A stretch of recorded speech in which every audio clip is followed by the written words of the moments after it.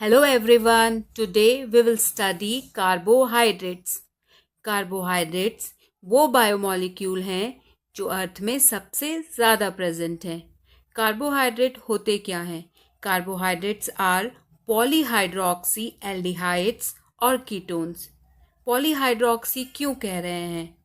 नीचे आप दो एग्जाम्पल्स देख रहे हैं, ग्लूकोज और फ्रक्टोज.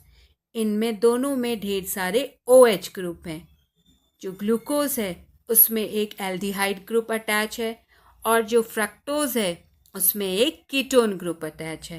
तो कार्बोहाइड्रेट्स आर पॉलीहाइड्रोक्सी एल्डिहाइड और कीटोन और substances that yield such compound on hydrolysis. Example D glucose D fructose. Glucose जो है उसमें ढेर सारे OH हैं और एक एल्डिहाइड ग्रुप अटैच्ड है और फ्रक्टोज में एक कीटोन ग्रुप है. अब कार्बोहाइड्रेट का एम्पेरिकल फॉर्मूला क्या है? This is the empirical formula for many of the carbohydrates. कुछ का नहीं होता. क्यों? क्योंकि उनमें नाइट्रोजन, फॉस्फोरस और सल्फर प्रेजेंट होता है. Now 3 major size classes of carbohydrates जो हैं monosaccharides, oligosaccharides and polysaccharides. Monosaccharides are simple sugar जो बनी है सिंगल पॉलीहाइड्रोक्सी एल्डिहाइड और कीटोन यूनिट से. ओलिगोसैकेराइड्स जो है वो बनता है short chain of monosaccharide unit से. जो सबसे ज़्यादा पाया जाता है वो है डायसैकेराइड्स. ठीक है, डायसैकेराइड्स में 2 मोनोसैकेराइड्स यूनिट होती हैं जो जुड़ी होती हैं एक दूसरे से बाय ग्लाइकोसिडिक बॉन्ड्स. पॉलीसैकेराइड्स जो हैं वो पॉलीमर हैं जिसमें 20 से ज़्यादा मोनोसैकेराइड्स यूनिट होती हैं. किसी किसी में तो थाउजेंड्स ऑफ यूनिट्स भी होती हैं, hundreds to thousands of unit भी. Now why it is called as saccharides? ठीक है, क्योंकि जो सैकेराइड्स है that is derived from a Greek word called as saccharon. ठीक है, जिसका मतलब होता है sugar. Monosaccharides, as we already discussed, that they are either aldehydes or ketone with 2 or more hydroxyl group. So they are colorless, crystalline solid and they are soluble in water. Why they are soluble in water? Because they are polar in nature because of the presence of OH group. ठीक है, OH group present होता है, ये polar in nature होते हैं और water भी polar in nature है, H2O. ठीक है, so they can form hydrogen bonding with each other. ठीक है, यहाँ पे लाइक डिजॉल्व लाइक का कॉन्सेप्ट है. They are insoluble in non polar solvent और they are sweet in taste. Monosaccharides में या तो एल्डिहाइड ग्रुप प्रेजेंट होता है या तो कीटोन ग्रुप प्रेजेंट होता है. अगर एल्डिहाइड ग्रुप है तो हम उसे क्या कहते हैं? हम उसे कहते हैं एल्डोज. और अगर कीटोन ग्रुप प्रेजेंट है तो हम उसे कहते हैं कीटोज. ठीक है, तो यहाँ पे एक कार्बन क्या करता है? डबल बॉन्ड फॉर्म करता है ऑक्सीजन के साथ और फॉर्म करता है कार्बोनाइल ग्रुप. ठीक है, तो आई am drawing the structure of D glyceraldehyde. तो आप देख रहे हैं first this is an aldehyde group. ठीक है, इसके बाद ये जो कार्बन है इसने डबल बॉन्ड फॉर्म किया है ऑक्सीजन के साथ to form a carbonyl group. ठीक है, और rest of the carbons are attached with hydroxyl group. ठीक है, OH के साथ जुड़े हुए हैं and they are also attach with a hydrogen atom. So this is the structure of 3 carbon sugar known as D glyceraldehyde. ठीक है, और ये जो है आपका कौन सा है? एल्डिहाइड ग्रुप है.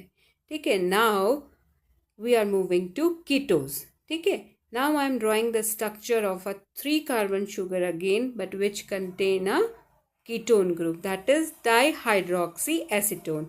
ठीक है, तो यहाँ पे आप देख रहे हैं this is a carbonyl carbon, this is a ketone group. ठीक है, this is a ketone group. So this is the structure of glyceraldehyde and this is the structure of dihydroxy acetone. Now, based on the number of carbon, monosaccharides are called trioses if 3 carbon are present,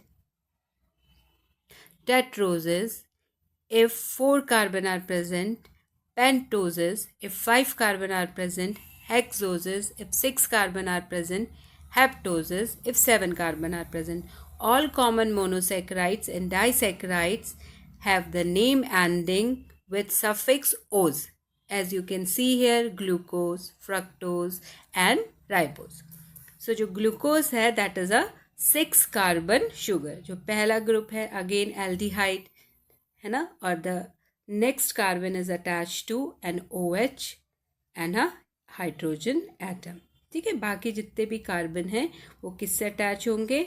OH group से और hydrogen atom से. तो आपको पता है glucose क्या है? Glucose is a energy giving molecule. ठीक है, सेल के अंदर ये एनर्जी प्रोवाइड करता है. कैसे? By the production of ATP which is a energy currency of cell. Now come fructose. जो फ्रक्टोज है again it's also a 6 carbon sugar like glucose, but यहाँ पे डिफरेंस क्या है? डिफरेंस है it has a ketone group. Glucose में आपने देखा कि यहाँ पे क्या है? एल्डिहाइड ग्रुप है और यहाँ पे क्या है? कीटोन ग्रुप है. Now again the rest of the carbon are attached to hydroxyl group and a hydrogen atom. This is the structure of D fructose. Now moving to ribose. ठीक है, ribose जो है इट्स अ 5 कार्बन शुगर. ये क्या है? 5 carbon sugar है. और ये कहाँ प्रेजेंट होती है? ये प्रेजेंट होती है आपके न्यूक्लिक एसिड में, RNA और DNA में. ठीक है, RNA में तो राइबोज होती है और DNA में ये क्या होती है? डीऑक्सीराइबोज है ना. इसमें हम क्या करते हैं? इन केस ऑफ DNA जो आपका सेकेंड कार्बन है, ठीक है, वहाँ से OH ग्रुप रिमूव कर देते हैं. तो deoxyribose in DNA. Now these are examples of some aldoses. ठीक है, aldoses again they have aldehyde group. Now they are 3 carbon glyceraldehyde, 4 carbon erythrose, 5 carbon like ribose. ठीक है, 6 carbon examples are glucose, mannose and galactose. Now moving to ketoses. These are the example of ketoses. Again they contain what? They contain a ketone group. They are 3 carbon sugar, they are 4 carbon sugar, they are 5 carbon sugar. ठीक है, they are 6 carbon sugar. जब हम monosaccharides का structure देखेंगे तो उसमें जो carbon atom है, ठीक है, जो हाइड्रोक्सिल ग्रुप से अटैच्ड है, वो क्या फॉर्म करते हैं? कायरल सेंटर फॉर्म करते हैं. कायरल सेंटर क्या होता है? ठीक है, ग्लिसरल्डिहाइड के स्ट्रक्चर में अगर आप देखें तो जो कार्बन है ये 4 डिफरेंट ग्रुप से अटैच्ड है. ठीक है, एक ग्रुप है आपका एल्डिहाइड, एक है आपका हाइड्रोक्सिल ग्रुप, ठीक है, एक है आपका हाइड्रोजन और एक है आपका CH2OH. ठीक है, तो ये क्या प्रोड्यूस करता है? ठीक है, अगर कायरल सेंटर होता है तो शुगर क्या प्रोड्यूस करती है? Stereo isomers. ठीक है, स्टीरियो आइसोमर्स क्या होते हैं? Molecule that have same chemical formula and bond connectivity but differ in the 3-dimensional arrangement of their atom in space. ठीक है, तो आप यहाँ पे देख रहे हैं, मैं इसकी एक मिरर इमेज ड्रॉ कर रही हूँ. ठीक है, स्टीरियो आइसोमर ड्रॉ कर रही हूँ. लेकिन अगर हम डिहाइड्रोक्सी एसीटोन की बात करें which is again a 3 carbon sugar, ठीक है, बट यहाँ पे क्या है? कीटोन ग्रुप प्रेजेंट है, तो इसमें असिमेट्रिक कार्बन एटम नहीं होता.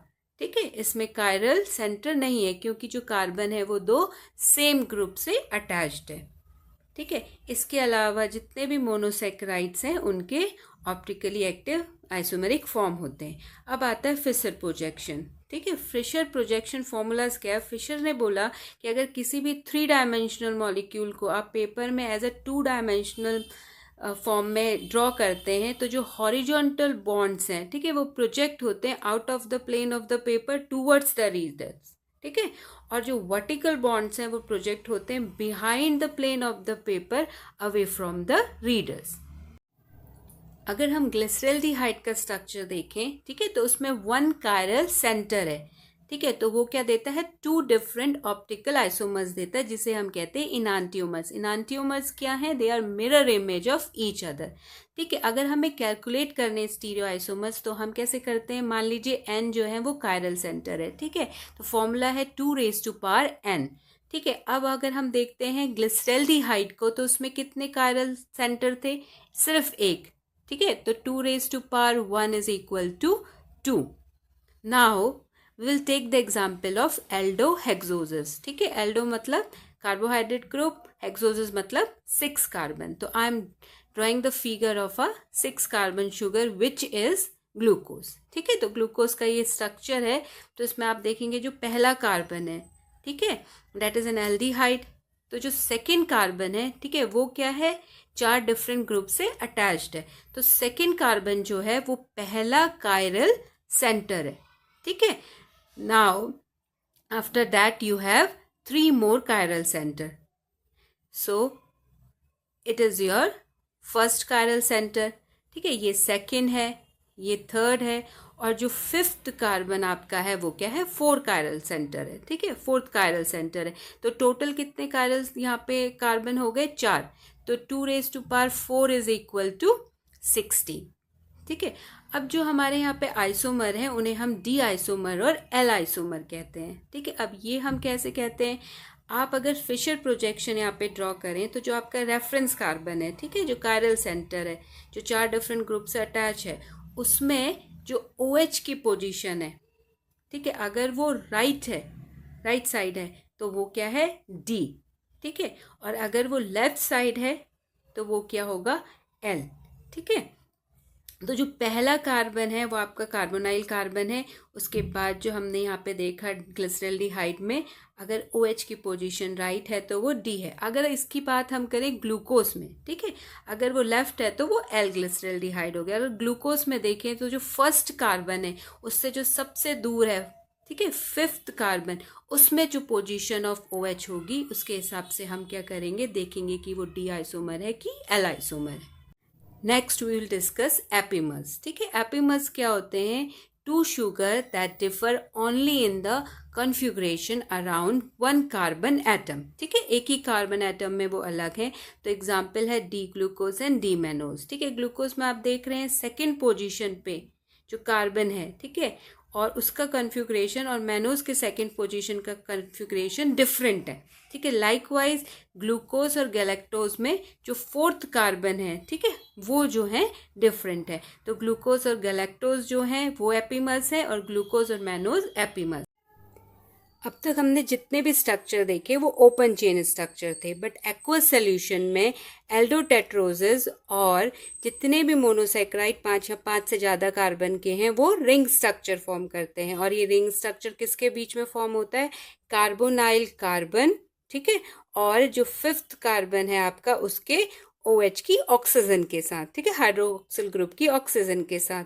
अब आप देख रहे हैं यहाँ पे जो मैं स्ट्रक्चर ड्रॉ कर रही हूँ, ठीक है, इसमें अगर एल्डिहाइड ग्रुप के साथ बॉन्ड फॉर्मेशन हो रही है तो उसे हम कहते हैं हेमी एसिटल डेरिवेटिव, और अगर कीटोन ग्रुप के साथ होती है तो हम उसे कहते हैं हेमी कीटल. ठीक है, तो इस स्ट्रक्चर में आप देखेंगे जो 5th कार्बन है उसका जो हाइड्रोक्सिल ग्रुप है, ठीक है, उसकी जो ऑक्सीजन है उसमें लोन पेयर ऑफ इलेक्ट्रॉन जो है वो अटैक करते हैं कार्बन में. 1st कार्बन जो है आपका हाइड्रोक्सिल ग्रुप की ऑक्सीजन अटैक कर रही है उसमें और फॉर्म कर रही है एक कोवलेंट बॉन्ड. ठीक है, और इस कोवलेंट बॉन्ड फॉर्मेशन से हो क्या रहा है, इस कोवलेंट बॉन्ड फॉर्मेशन से एक और असिमेट्रिक कार्बन एटम प्रोड्यूस हो रहा है. ठीक है, तो एक और कायरल सेंटर यहाँ पे प्रोड्यूस हो गया. तो इसका मतलब अब यहाँ पे क्या होंगे, 2 आइसोमेरिक फॉर्म जनरेट होंगे. ठीक है, because of this asymmetrical carbon atom, ये जो कार्बन एटम बना हुआ है असिमेट्रिक, ठीक है, इसकी वजह से. और वो 2 फॉर्म को हम क्या कहते हैं, अल्फा और बीटा. ठीक है, जैसे कि आप यहाँ पे देख सकते हैं अल्फा डी ग्लूकोज या फिर beta D glucose. So now you can say that isomeric form of monosaccharides that differ only in their configuration around the hemiacetal और hemiketal carbon atom are called as anomer. जैसे कि आप नीचे देख रहे हैं. ठीक है, ग्लूकोज के केस में भी और फ्रक्टोज के भी केस में अल्फा एंड बीटा एनोमर्स. तो ये जो कार्बन है इसे हम कहते हैं एनोमरिक कार्बन. ठीक है, और जो अल्फा और बीटा है वो एक दूसरे में इंटर कन्वर्ट होते हैं, उस प्रोसेस को हम कहते हैं म्यूटा रोटेशन. अब यहाँ पे लिखा हुआ है ग्लूकोपायरेनोज, क्यों, क्योंकि ये रिजेंबल करता है पायरन रिंग को. और फ्रैक्टोफ्यूरेनोज क्यों लिखा है, क्योंकि ये रिजेंबल करता है एक फ्यूरिन रिंग को. ठीक है, thanks for watching.